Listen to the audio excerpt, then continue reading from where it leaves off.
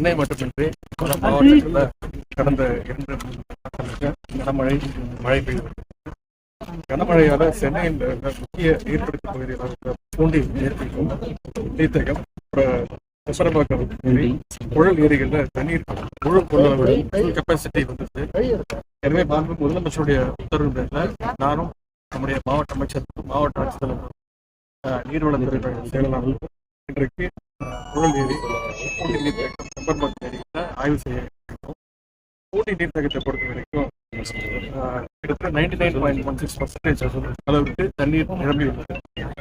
பூண்டி நீர்த்தேக்கத்தில் வந்து 3231 cubic feet million அடி வந்து கெப்பாசிட்டி உள்ளது.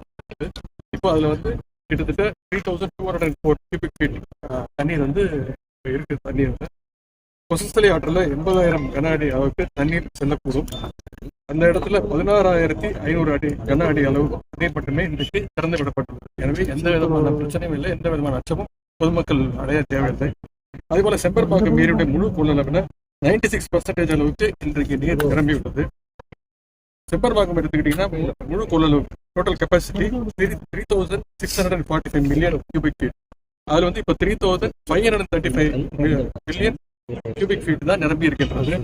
செம்பரம்பாக்கம் ஏரி வினாடிக்கு 32,000 கியூபிக் ஃபீட் தண்ணீர் வெளியேற்றலாம்.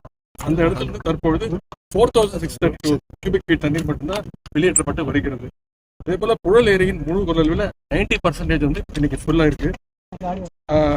புழல் ஏரியிலிருந்து வினாடிக்கு 7200 கன அடி தண்ணீரை வெளியேற்றலாம். ஆனால் இன்னைக்கு தற்பொழுது வினாடிக்கு 709 கியூபிக் ஃபீட் தண்ணீர் மட்டுமே வெளியேற்றப்படும் முறையில் இவை அனைத்து இடங்களிலுமே வாய்க்காலில் முழு கொள்ளளவுக்கு உட்பட்டு நீர் வெளியேற்றப்பட்டு வருகின்றது. நீர் வெளியேற்றப்பட்டு வருவது தொடர்பான எச்சரிக்கை நீர்வளத்துறை மற்றும் மாவட்ட நிர்வாகத்தின் மூலம் தொடர்ச்சியாக நேற்று இரவிலிருந்து விடுக்கப்பட்டுள்ளது. இதுக்கு முழுக்க முன்னெச்சரிக்கை நடவடிக்கை தான். இதனை அரசு தொடர்ந்து கண்காணித்துக் கொண்டிருக்கிறது. எனவே இந்த நேரத்தில் பொதுமக்கள் யாரும் எந்த விதமான அச்சமோ பயமோ சொல்ல தேவையில்லை. கனமழை நேரத்தில் அரசு எடுக்கின்ற அனைத்து நடவடிக்கைகளுக்கும் பொதுமக்கள் தொடர்ந்து முழு ஒத்துழைப்பு நல்குமாறு நான் கேட்டு